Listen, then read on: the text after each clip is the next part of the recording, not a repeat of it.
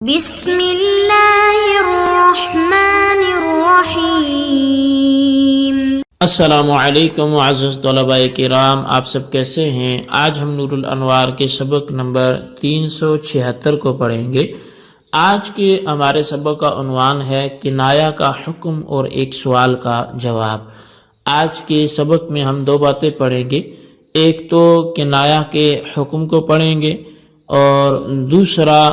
ایک سوال ہوتا ہے اور اس کا جواب احناف کی جانب سے کیا ہوگا وہ ہم پڑھیں گے۔ تو آئیے آج کے ہمارے سبق کی عبارت وحکمھا اللہ یجب العمل بہا الا بالنیت سے شروع ہوتی ہے۔ تو سب سے پہلے عبارت کا ترجمہ کر کے اس کی پھر وضاحت کی طرف ہم بڑھیں گے۔ تو مصدق علیہ رحمہ لکھتے ہیں وحکمھا اللہ یجب العمل بها الا بالنیت ای بنیت المتکلم لکونها مستترة المراد فلا يطلق في انت بائن ما لم ينو نیته او لم يكن شيء قائما مقامها كدلالة الغضب او مذاکرة الطلاق۔ اور کنایا کا حکم یہ ہے کہ اس پر بغیر متکلم کی نیت کے عمل کرنا واجب نہ ہو، کیونکہ کنایا مستترۃ المراد ہوتا ہے، یعنی اس کی مراد پوشیدہ ہوتی ہے۔ پس انتی بائن میں طلاق واقع نہیں ہوگی جب تک کہ متکلم طلاق کی نیت نہ کر لے، یا کوئی ایسی چیز نہ ہو جو اس کے قائم مقام ہو، جیسے حالت غضب کی دلالت یا مذاکرہ طلاق کی دلالت۔ وکنایات الطلاق سمیت بہا مجازا حتی کانت بوائنا، اور کنایات طلاق کو مجازن کنایات سے موسوم کیا گیا ہے یہاں تک کہ وہ بوائن ہو گئے۔ جواب سوال مقدر وهو انکم قلتم ان الکنایۃ مستتر المراد به والحال ان الفاظ الطلاق البائن مثل قوله انت بائن وبطلة وحرام ونحوها كلها معلومة المعاني واستعملت فيها صراحة فكيف تسمونها کنایۃ؟ فأجاب بأن تسمیتها کنایۃ انما هي بطریق المجاز لأن معنى كل واحد معلوم لا ابہام فیہ۔ فرمایا کہ یہ ایک سوال مقدر کا جواب ہے، اور وہ یہ ہے کہ تم نے کہا کہ کنایا وہ ہے جس کی مراد پوشیدہ ہو، حالانکہ طلاق بائن کے الفاظ مثلا انتی بائن، بطۃ، وطلۃ، حرام اور ان جیسے دوسرے الفاظ سب کے سب ایسے الفاظ ہیں جن کے معانی معلوم ہیں، اور یہ الفاظ ان معانی میں صراحتاً مستعمل ہیں۔ تو جب یہ سابق کچھ ایسا ہے تو فکیف تسمونہا، پھر آپ ان کو کنایا کا نام کیسے دیتے ہو؟ تو بس مصنف نے جواب میں فرمایا کہ ان الفاظ کا کنایا نام رکھنا بطریق مجاز ہے، کیونکہ ہر ایک کے معنی معلوم ہے، اس میں کسی طرح کا کوئی ابہام نہیں ہے۔ اذ معنی البائن واضح لیکن لا يعلم من ای شیء بائن، امن الزوج امن العشیرة او من المال او من الجمال، فإذا نوى أنها بائن عني زال الإبهام فكان عاملا بموجبه، ولذا وقع الطلاق البائن بها، ولو كانت كنايات حقيقة لكانت من قبيل أن يذكر أنت بائن ويراد به أنت طالق فيقع الطلاق الرجعي۔ تو فرمایا جی کہ اس لیے کہ بائن کے معنی واضح ہیں، لیکن یہ معلوم نہیں کہ کون سی چیز سے بائن ہے، آیا شوہر سے جدا ہے، خاندان سے جدا ہے، یا مال سے جدا ہے، یا جمال سے جدا ہے۔ بس جب اس نے نیت کی کہ وہ مجھ سے بائن ہے تو ابہام دور ہو گیا، بس وہ اس لفظ کے موجب پر عامل ہوگا،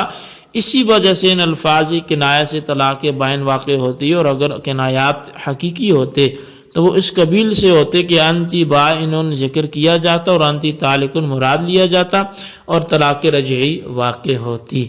جی طلبہ کرام، یہ تھی ہمارے آج کے سبق کی عبارت، اس کا ترجمہ۔ آج کے سبق میں چونکہ ہم نے کنایہ کا حکم پڑھنا ہے اور اس پر پھر ایک وارد ہونے والے اعتراض کے جواب کو بھی پڑھنا ہے، تو اس لیے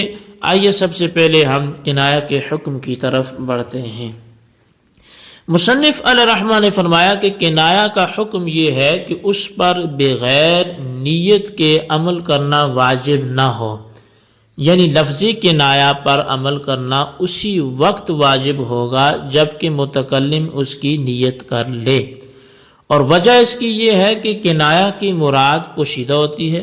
لہٰذا اس کو واضح اور واجب العمل کرنے کے لیے متکلم کی طرف سے نیت کا پایا جانا ضروری ہے، اور اگر نیت نہ ہو تو اس کے قائم مقام کوئی چیز ہو جو اس پر دلالت کرتی ہو۔ مثال کے طور پر اگر کسی نے اپنی دلہن سے انتی بائن کہا تو محض اس کے تکلم سے طلاق واقع نہیں ہوگی،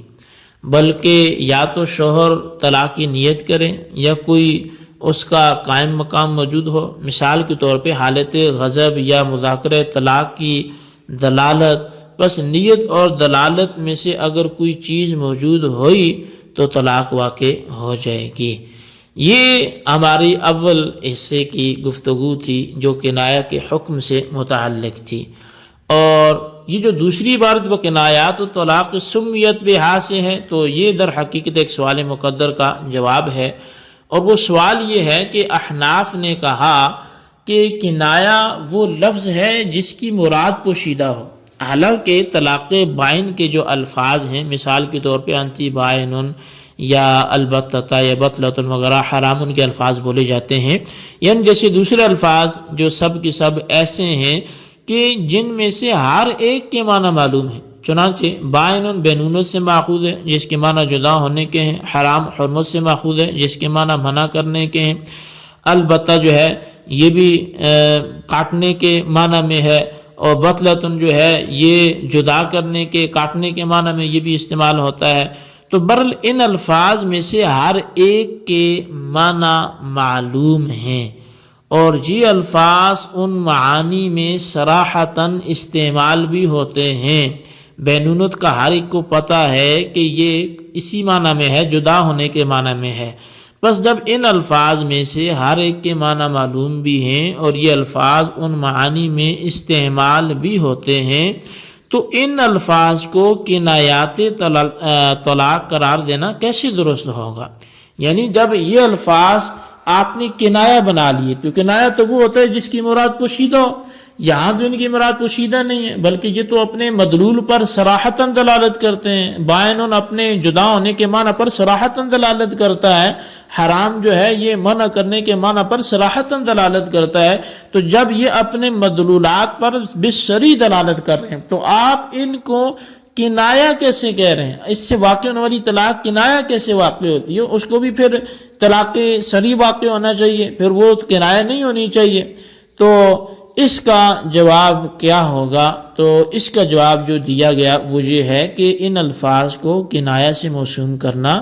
وہ بطریق مجاز ہے، نہ کہ بطریق حقیقت، اس لیے کہ ان میں سے ہر ایک کے معنی معلوم ہے، ہر ایک کے معنی معلوم ہے، اس میں کسی طرح کا ابہام نہیں ہے۔ مثلا لفظ بائن ہے تو اس کے معنی جدا کرنا اور جدا ہونا بالکل واضح ہے، اس میں کوئی ابہام نہیں ہے، لیکن یہ معلوم نہیں ہے نا کہ وہ عورت کس سے جدا ہے۔ اب مرد نے یہ تو بول دیا انتی بائن تو جدا ہے، لیکن کس سے جدا ہے؟ وہ شوہر سے جدا ہے، یا وہ خاندان سے جدا ہے، یا وہ مال سے جدا ہے، یا وہ جمال سے جدا ہے، وہ کس سے جدا ہے؟ بس اس ابہام کی وجہ سے یہ الفاظ کنایات ہو گئے، اور یہ کنایات حقیقیہ کے مشابہ ہو گئے، اور اس مشابہت کی وجہ سے ان الفاظ کو کنایات کہا جانے لگا۔ چنانچہ اگر شوہر نے یہ نیت کی کہ وہ مجھ سے جدا ہے تو ابہام دور ہو جائے گا، اور جو پیچیدگی تھی وہ ختم ہو جائے گی، اور شوہر اس لفظ کے موجب یعنی بینونت پر عمل کرنے والا ہوگا، اور جب شوہر اس لفظ کے موجب یعنی بینونت پر عمل کرنے والا ہوا تو اس لفظ سے طلاق بائن واقع ہوگی۔ اگر یہ الفاظ حقیقتاً کنایات طلاق ہوتے تو اس کا مطلب یہ ہوتا کہ شوہر نے انتی بائن بول کر کنایتاً انتی طالق مراد لیا ہے، اور انتی طالق سے طلاق رجعی واقع ہوتی ہے، لہذا انتی بائن سے طلاق رجعی واقع ہونی چاہیے تھی، حالانکہ اس سے طلاق بائنہ واقع ہوتی ہے۔ تو بہرحال یہ بات ثابت ہوگی کہ یہ الفاظ حقیقتاً کنایات نہیں ہے، بلکہ ان کو مجازاً کنایات قرار دیا گیا اور یہ باب کنایہ سے شمار کر لیے گئے۔ جی طلباء کرام، یہ تھی ہمارے آج کے سبق کی عبارت، ترجمہ، اس کی وضاحت، اس کو اچھی طرح سمجھیں اور اس کی خلاصے کو رجسٹر پر لکھیں، بالخصوص ان سوالات کے جوابات دیں۔ سوال نمبر 1 یہ ہے کہ کنایہ کا حکم تحریر کریں، اور سوال نمبر 2 یہ ہے کہ انتی بائن یہ صریح ہے یا کنایہ؟ اگر صریح ہے تو پھر طلاق کنایہ کیوں واقع ہوتی ہے؟ جواب تحریر کریں۔ اللہ تبارک و تعالیٰ سے دعا ہے جو کچھ ہم نے پڑھا سنا اسے یاد رکھنے کی توفیق نصیب فرمائے، آمین بجاہ النبی الامین صلی اللہ علیہ وسلم۔